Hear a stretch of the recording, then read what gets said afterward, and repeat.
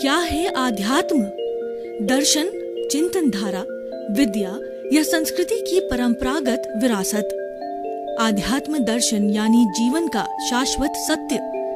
मानव जीवन से जुड़े शाश्वत सत्यों को जानिए और समझिए उपासक डॉक्टर सोहन राज तातेड़ से हमारे खास कार्यक्रम आत्मविज्ञान में।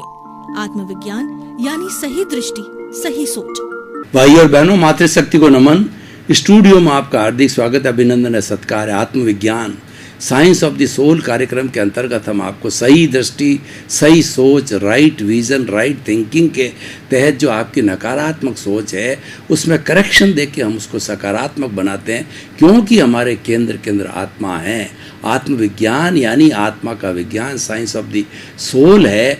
तो उसकी प्रामाणिकता के कारण हम आपको जो है वो सही दृष्टि दे पाते हैं। और ये सारा कार्यक्रम जो है हम करते हैं अलग अलग विषय, अलग अलग चिंतन, अलग अलग भावधारा, अलग अलग सोच और अलग अलग विषयों को लेकर के करते हैं। प्रतिदिन नए नए विषय प्रस्तुत करते हैं। तो आज का हमारा बहुत सुंदर विषय है स्वभाव और विभाव। भाई और बहनों, मैं निश्चित तौर से आत्मविश्वास के साथ कह सकता हूँ कि जो व्यक्ति स्वभाव और विभाव को समझ लेता है, भेद रेखा खींच लेता है, इसका तारतम्य तादात्म्य को समझ लेता है, इसके गूढ़ रहस्य को समझ लेता है, तो निश्चित तौर से वह व्यक्ति कभी दुखी नहीं हो सकता है। और वह अपने जीवन का लक्ष्य अगर मुक्ति का बनावे, salvation, emancipation, liberation, free from the bondage बनावे, तो स्वभाव और विभाव के सिद्धांत के ऊपर हम बना सकते हैं। और इस जन्म के अंदर हमारे कॉज कम पड़ सकते हैं और कम कॉज के द्वारा फिर हमारा केवल डिस्चार्ज रहता है। तो वह डिस्चार्ज जो है कुछ ही जन्मों में समाप्त होकर के और हम जल्दी सिमंदर स्वामी के चरणों में जन्म लेकर के और कुछ ही भावों में सिद्ध बुद्ध मुक्त हो सकते हैं। इतना स्वभाव और विभाव विषय के जो है इतना पावरफुल विषय है, इतना मननीय गहनीय विषय है। देखिए, स्वभाव संधि विच्छेद करूं तो स्वयं के भाव, अपने खुद के भाव, अपने ओरिजिनल भाव, अपना घर स्वभाव है। यानी जो आपके लक्षण हैं, जो आपके गुण हैं, उस गुण के अंदर निवास करना, अपने घर के अंदर निवास करना, अपने गुणों की भजना करना, अपने गुणों को समझना और वो गुणवान है जो हमारा प्रभु है उसको प्रणाम करना, उसको नमस्कार करना, उसको रिझाना और उससे क्षमा याचना करना, उससे शक्ति मांगना, उससे जागृति मांगना, उसका रियलाइजेशन करना, उसका इंट्रोस्पेक्शन करना, आत्मनिरीक्षण करना, आत्म परीक्षण करना, ये सब स्वभाव के अंग हैं। और भी स्वभाव के मैं आपको अंग बताऊं कि हमारा जो प्रभु है स्वभाव वाला है, वह अनंत ज्ञान वाला है, वह अनंत दर्शन वाला है, वह अनंत शक्ति वाला है, अनंत सुख का धाम है। और वो ज्ञाता दृष्टा है, वो अशरीरी है, वो अजन्मा है, वह सूक्ष्म है। मैं भगवान राम जैसा जो शुद्ध आत्मा हूँ, मैं भगवान कृष्ण जैसी शुद्ध आत्मा हूँ, मैं भगवान महावीर जैसी शुद्ध आत्मा हूँ, मैं सिमंदर स्वामी जैसी शुद्ध आत्मा हूँ, मैं 24 तीर्थंकरों जैसी शुद्ध आत्मा हूँ। मेरी शुद्ध आत्मा और भगवान की शुद्ध आत्मा, कीड़े मकोड़े, पेड़ पौधे, 84 लाख जीवा योनि की किसी भी आत्मा और मेरी आत्मा में, मूल आत्मा में कोई भेद नहीं है, क्योंकि वो सारी एक है जो हमको, और वो शाश्वत है, भूत भविष्य वर्तमान में उसमें कोई परिवर्तन नहीं होती, कोई हलचल नहीं होती, क्योंकि अशरीरी है। और जो है हमको जो ये अंतर दिखाई दे रहा है, एकेंद्रिय, बेन्द्रिय, तेन्द्रिय, चतुर्न्द्रिय, पंचेंद्रिय, नरक गति, तिर्यंच गति, मनुष्य गति, देव गति, और जो उसके साथ में ऊपर माने मोक्ष का, कोई छोटा व्यक्ति, कोई मोटा व्यक्ति, कोई तीव्र बुद्धि वाला, कोई मंद बुद्धि वाला, कोई मध्यम बुद्धि वाला, कोई आतंकवादी, कोई धार्मिक, कोई सज्जन, कोई दुर्जन, ये सारे भेद है पूर्वकृत कर्मों के भोग और पूर्वकृत कर्मों के उदय और प्रारब्ध के कारण आते हैं। ये शरीर भी उदय और प्रारब्ध के कारण मिला है। तो भाई और बहनों, मैं कहना चाहता हूँ स्वभाव हमारी चेतना है। अब मैं दूसरा विभाव से आता हूँ। विभाव इसका विरोधी है। विभाव है जड़ है, विभाव है हमारा उदय है, प्रारब्ध है। और जड़ और चेतन में क्या अंतर है कि जो हमारा स्वभाव तत्व जो कि चेतन से जुड़ा हुआ है, असंख्य चेतनामय परमाणुओं के पिंड को चेतना कहते हैं। और इस चेतना के अंदर जो है वो सुख दुख की अनुभूति होती है, फीलिंग्स होती है, चेतना ग्रोथ करती है और चेतना प्रजनन करती है, अपने जैसा जीव पैदा करता है, फीलिंग करती है तो ये सारे 9 कैरेक्टरिस्टिक हमारे आगमों के अंदर धार्मिक ग्रंथों में बताई गई है। और विज्ञान ने भी ये 9 तथ्य जो कैरेक्टरिस्टिक है उस पर काम किया और उनको भी वो मालूम हुआ तो वो भी सहमत है। उसको हम कॉन्शियसनेस कहते हैं, जो हमारे वैज्ञानिक कॉन्शियसनेस कहते हैं, हम जिसको आत्मा कहते हैं। और हमारे विश्व के 365 धर्म दर्शनों ने उसको 23 तरह के आत्मा के अलग अलग नाम दिए हैं। सब पर्यायवाची है, सबका भाव एक ही है, वो चेतन तत्व। जिसमें चेतना होती है वह चेतन तत्व होता है। तो ये तो हो गया हमारा स्वभाव। और विभाव जिससे जुड़ा हुआ है वो जड़ है। जड़ किसे कहते हैं कि जो गलन मिलन धर्मा है, जिसमें वर्ण होता है, गंध होता है, रस होता है और स्पर्श होता है, और वो गलता है, मिलता है। आज सोना है, कल चांदी हो जाता है, फिर अभ्रक हो जाता है, फिर भोडल हो जाता है, और ये हर क्षण हर वस्तु बदलती है। इसीलिए संसार को परिवर्तनशील कहा गया। उसके मोड्स होते हैं, मोड्स ना हो, पर्याय ना हो तो वस्तु नहीं रहती है। कभी वह उत्पन्न होती है, कभी उसका व्यय होती है, लेकिन उत्पन्न व्यय होते ही चाहे जड़ हो चेतन हो, वस्तु बनी रहती है। क्योंकि पूरा ब्रह्मांड जड़ और चेतन मुख्य 2 तत्वों से बना हुआ होता है। उसके वर्गीकरण के अंदर और बहुत सी बातें होती है, तो हम तो बेसिक चीज़ों की बात करते हैं। स्वभाव जड़ है। स्वभाव जो है हमारे द्रव्य कर्म है। स्वभाव के अंदर 8 तरह के विभाव में 8 तरह के कर्म हैं। ज्ञानावर्णीय, दर्शनावर्णीय, वेदनीय, मोहनीय, आयुष्य, नाम, गोत्र, अंतराय। इसमें से 4 कर्म जो है वो हमारी आत्मा की घात करते हैं। जन्म जन्मांतर से आत्मा के पीछे लगे हुए हैं। लेकिन जो अघाती कर्म होते हैं वो हर शरीर के अलग अलग होते हैं। उनमें पुण्य होता है, पाप होता है। आज मनुष्य का शरीर है तो वह उसके जो अघाती कर्म अलग होंगे। कल बिल्ली हो जाता है कोई व्यक्ति तो बिल्ली के अघाती कर्म अलग होंगे। क्योंकि ये 4 कर्म अघाती कौन से हैं? एक तो होता है वेदनीय कर्म, दूसरा होता है आयुष्य कर्म, तीसरा होता है नाम कर्म और चौथा होता है गोत्र कर्म। देखिए चारों अलग है। मनुष्य का जो होगा वो वेदना अलग तरह की होती है। बिल्ली से तुलना करता हूँ, बिल्ली की अलग होती है। तो ये वेदनीय कर्म। आयुष्य में हम मनुष्य योनि में, वो तृष्ण योनि के अंदर है। और नाम कर्म जो 103 तरह की उत्तर प्रकृतियाँ होती है, शुभ नाम, अशुभ नाम।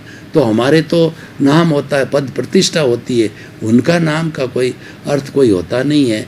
और उसके बाद के अंदर, नाम के बाद के अंदर गोत्र कर्म आता है, तो उनका कोई गोत्र नहीं हो। हमारा तो गोत्र होता है, कुल होता है, अच्छा परिवार, बुरा परिवार। तो इस तरीके से मैं कहना चाहता हूँ कि ये अघाती कर्म बॉडी टू बॉडी वेरी होते रहते हैं, बॉडी को प्रभावित करते हैं। लेकिन जो हमको मुक्ति में जाने नहीं देते, जो आत्मा का गला घोंटते हैं, आत्मा से जकड़े रहते हैं, वो हर जन्म के अंदर अपडेट होते रहते हैं। अब इसके अंदर कुछ लोगों का ये कहना है तो पिछले जन्म का, कुछ लोगों कहते हैं जन्म जन्मांतर, कुछ भी कहो, जन्म जन्मांतर के अंदर जितने भी ज्ञानावर्णीय, दर्शनावर्णीय, मोहनीय और अंतराय कर्म हैं, ये अपडेट होते रहते हैं। और हमको ये जो हम जन्म छोड़ेंगे तो अपडेटेड, ये हमारे घाती कर्म है। नेक्स्ट बर्थ के अंदर वह अपडेटेड चले जाएंगे। अब चाहे उसको एक जन्म का मानो तो पिछले जन्मों का अपडेटेड है। इसलिए ये जन्म जन्मांतर का कहने में कोई तकलीफ नहीं है। और उसको हमें जो है पूर्व जन्म का कहने में भी कोई तकलीफ नहीं है, क्योंकि एक जन्म के ही हमारे जो है घाती कर्म है। तो भाई और बहनों, एक जन्म और कई जन्मों के लिए दोनों बातें सार्थक है और कुल मिला करके वो एक ही बात है। तो अब हम जो बात कर रहे थे स्वभाव की, तो स्वभाव को जो है वो विभाव बनाते हैं, ये कर्म बनाते हैं। इसलिए कर्मों के लिए कहा गया है के को सुख को दुख देत है और कर्म देत झकझोर और उर्जत सुरजत आप ही ध्वजा पवन के फेर। हमको विभाव में कौन डालना चाहता? हम तो स्वभाव में जाना चाहते हैं कि स्वभाव में शांति आनंद है, लेकिन जाने कौन नहीं देता? विभाव नहीं जाने देता। तो इसलिए कहा गया है कि भगवान के मंदिर के ऊपर ध्वजा कभी इधर फहराती है, कभी उधर फहराती। कौन फहराता है? पवन फहराती है। तो हमको दुख देने वाले हमारे कर्म हैं, लेकिन हम अज्ञानतावश क्या करते हैं कि फला व्यक्ति ने मेरे को दुख दिया, तो वो कभी होता ही नहीं है। किसी को दोषी मानना अज्ञान है। कोई दोषी है ही नहीं। पूरी सृष्टि जो है वो वीतराग है और 84 लाख जीवा योनियां मेरे लिए जो है वो निर्दोष है, क्योंकि उनका दोष है ही नहीं है।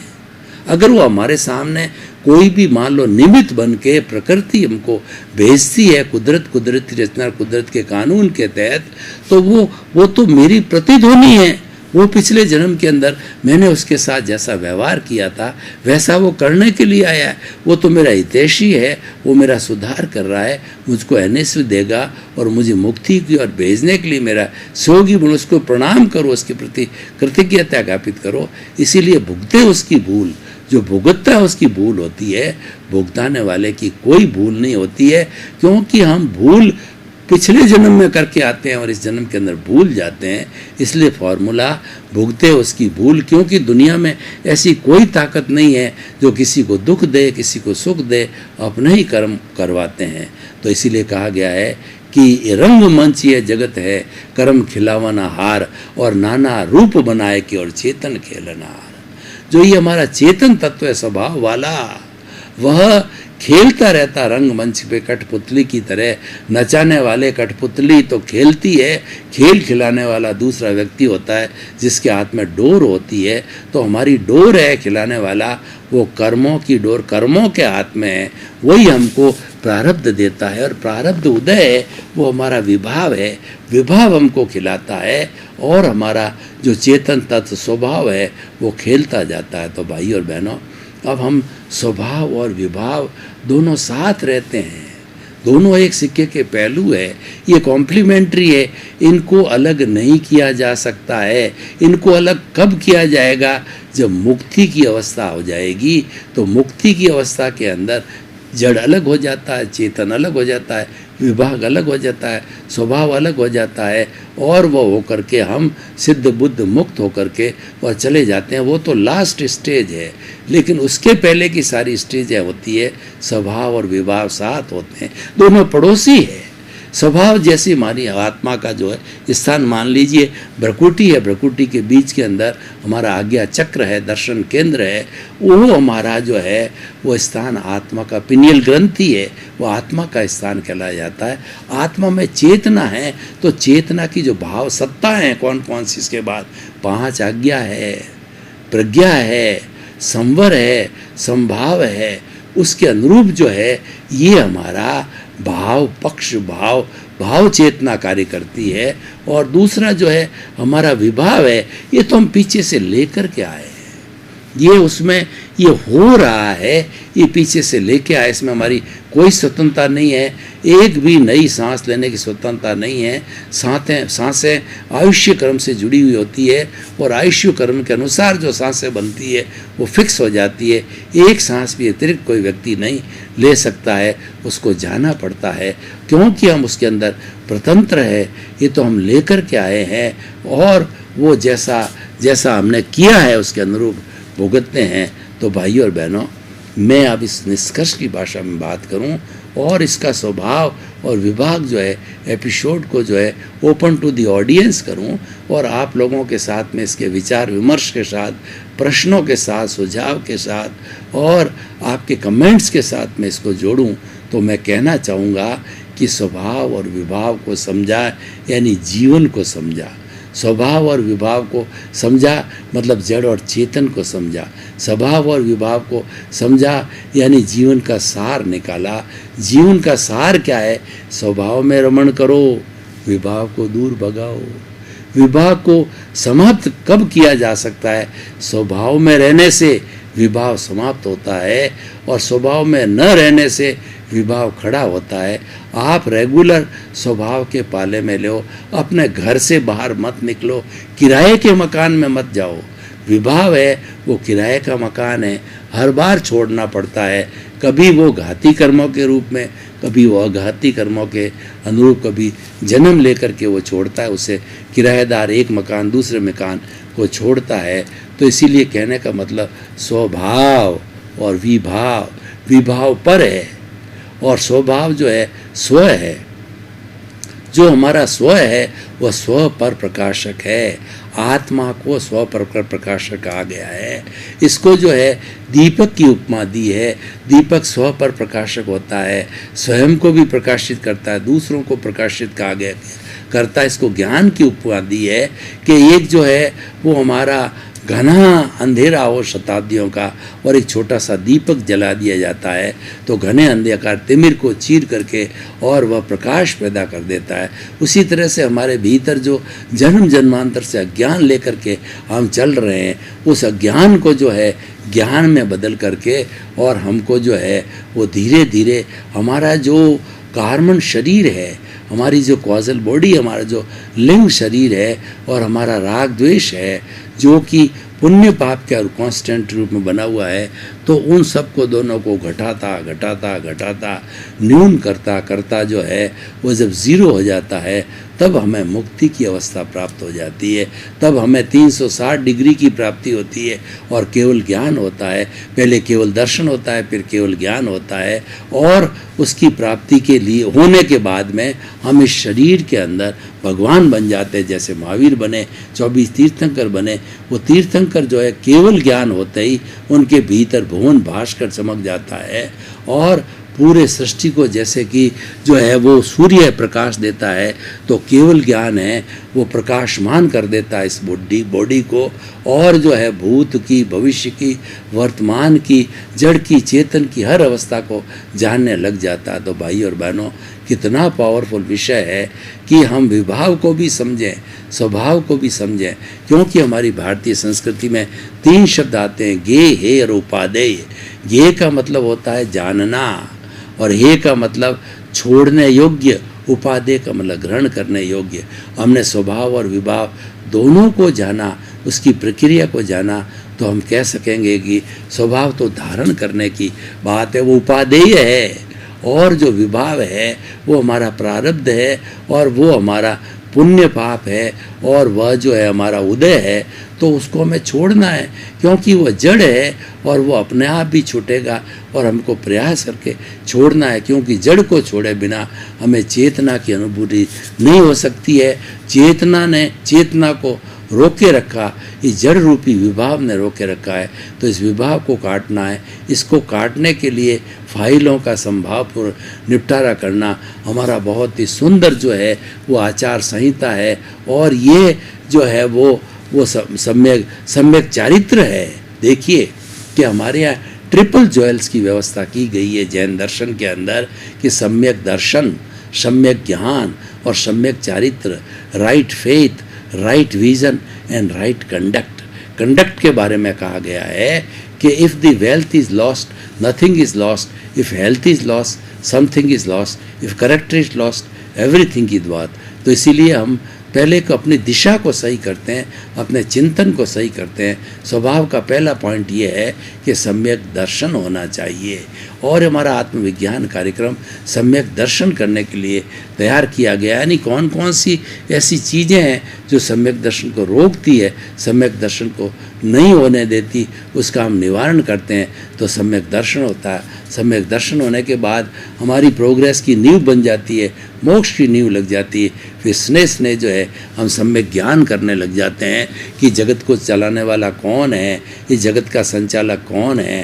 कर्ता व्यवस्थित शक्ति है, मैं कर्ता नहीं हूँ, कर्ता हो भी नहीं सकता और किसी भी प्राणी को कर्ता न तो मानना लेकिन स्वयं को न कर्ता मानना, यानी नो डूअरशिप नो ऑनरशिप है। ये हमको जो है दूसरे सम्यक ज्ञान के नियम से मालूम होती है। तीसरी सम्यक चारित्र होता, फाइलों का संभाव और निपटारा करना, यानी जो कुछ भी हमारे साथ घटित हो रहा है उसके साथ जुड़ना नहीं है और उसको संभाव से निकाल करो।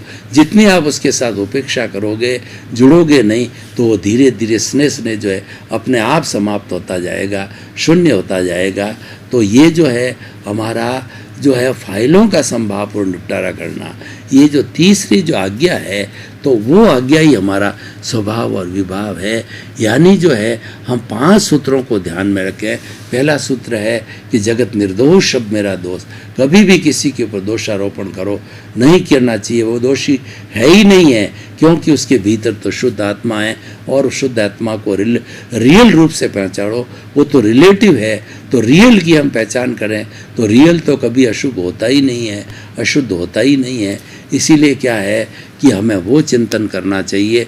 तो जड़ और चेतन का जो है, जब हमारा स्वभाव और विभाव का चिंतन होगा तो एक भेद रेखा खींची जाएगी, ये करना है, ये नहीं करना है। तो हमें जो अशुभ, शुभ और शुद्ध है, तीनों में से हमको जो है अशुद्ध को बिल्कुल छोड़ना है, करना है।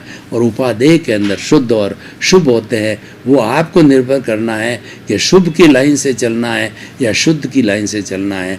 शुभ हमारे भाव होते हैं, वो पुण्य पैदा करते हैं, और वो पुण्य पैदा करने के कारण हमको नया जन्म लेना पड़ता है, और हमको मनुष्य भव या जो देवगति में जाना होता है, तो वहाँ समय ज़्यादा लगता है। हम तो सुभश्य शीघ्रम करना चाहते हैं कि हमारी मुक्ति कुछ ही भावों के अंदर हो जाए, हमको जन्म जन्मांतर भटकता नहीं है। तो हमको शुद्ध भावों की ओर आना चाहिए, यानी स्वभाव, शुद्ध स्वभाव में आना चाहिए।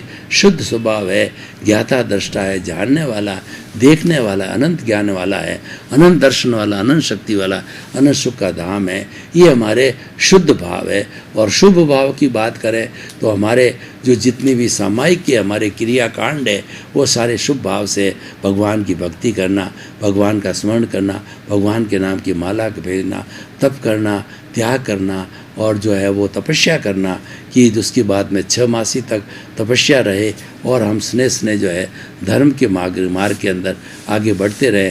धर्म करना भी अच्छा है, लेकिन उससे पुण्य की प्राप्ति होती है। साथ साथ में पुण्य को भोगने के लिए अलग अलग गति में जाना पड़ता है। हम तो चाहते हैं कि जल्दी से जल्दी जो है हमको मुक्ति की ओर जाए, तो हम प्रारंभ से ही वो शुद्ध दशा में, स्वभाव की दशा में रमण करने लग जाते हैं। तो भाई और बहनों, निष्कर्ष की भाषा में बात करें तो हमारे स्वभाव को बनाए रखना है, विभाव को हटाना है। तो स्वभाव का जो अपोजिट है, स्वभाव की जो प्रतिरोधात्मक शक्ति है, वो विभाव है, वो छोड़ने योग्य है। स्वभाव है वो अपनाने के लिए है। और जो व्यक्ति अपने स्वभाव में रमण करता है, वो शांति को प्राप्त करता है, वो आनंद को प्राप्त करता है, वो पवित्रता को प्राप्त करता है, वो तेजोलेशिया, शुक्ललेशिया और जो है पद्मलेशिया को प्राप्त करता है। और हमारा ये जो प्रारब्ध है, पुण्य है, वो विभाव है, वो तो चलता रहता है, हर क्षण चलता रहेगा। तो हमें उस प्रारब्ध को भुगतने के लिए हमें समझना है कि हमारा प्रारब्ध का सारा भुगतान जो है विचारों के द्वारा होता है। तो इसीलिए विचारों यानी मन है, यानी विचारों को बाईपास करो। आप विचारों के साथ जुड़ो मत।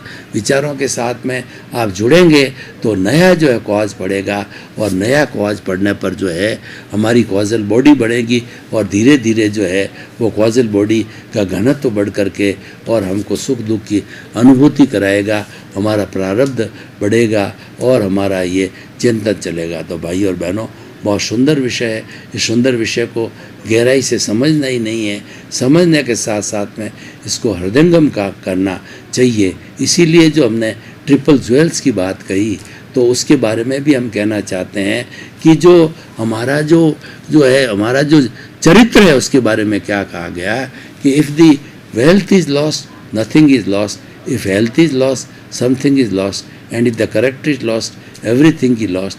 तो इसीलिए हमें करेक्टर यानी हमें सम्यक चरित्र को नहीं खोना है, क्योंकि सम्यक चरित्र है वही हमें मुक्ति की ओर ले जाने वाला है। सम्यक चरित्र से सम्यक तप की प्राप्ति होती है, और सम्यक तप होता है वो 5वीं आज्ञा है कि वह जागृति में रहने वाली बात है। हमें जब ज्ञान दिया जाता है तो हमारे भीतर ये प्रतीति पैदा कर दी जाती है। 100% 0.001% भी कन्फ्यूज़न नहीं होता है कि मूल रूप से हम शुद्ध आत्मा हैं, और शुद्ध आत्मा ज्ञाता है, दृष्टा है, जानने वाला है, देखने वाला है, अनंत ज्ञान वाला है, अनंत दर्शन वाला, अनंत शक्ति वाला है, और अनंत सुख का धाम है। तो ये हमारा जो है वो स्वभाव है, हम स्वभाव के अंदर रमण करने लग जाते हैं। भाई और बहनों, आपका बहुत बहुत धन्यवाद। आप हमारा आत्मविज्ञान कार्यक्रम लंबे समय से देख रहे हो और हम भी खूब प्रयास कर रहे हैं कि हमने हज़ारों एपिसोड्स आपके जो है जीवन निर्माण के लिए अलग अलग विषयों पर बनाए और आपको परोसे हैं, क्योंकि इसके पीछे जो है हमारा एक ही व्यक्ति है कि इंसान सुधरेगा तो समाज सुधरेगा, और समाज सुधरेगा तो राष्ट्र सुधरेगा, और राष्ट्र सुधरेगा तो विश्व सुधरेगा, वसुधैव कुटुंबकम स्थापित होगा। इसी क्रम में आपके प्रति मंगल। क्या है आध्यात्म? दर्शन, चिंतन धारा, विद्या या संस्कृति की परंपरागत विरासत। आध्यात्म दर्शन यानी जीवन का शाश्वत सत्य। मानव जीवन से जुड़े शाश्वत सत्यों को जानिए और समझिए उपासक डॉक्टर सोहन राज तातेड़ से हमारे खास कार्यक्रम आत्मविज्ञान में। आत्मविज्ञान यानी सही दृष्टि, सही सोच।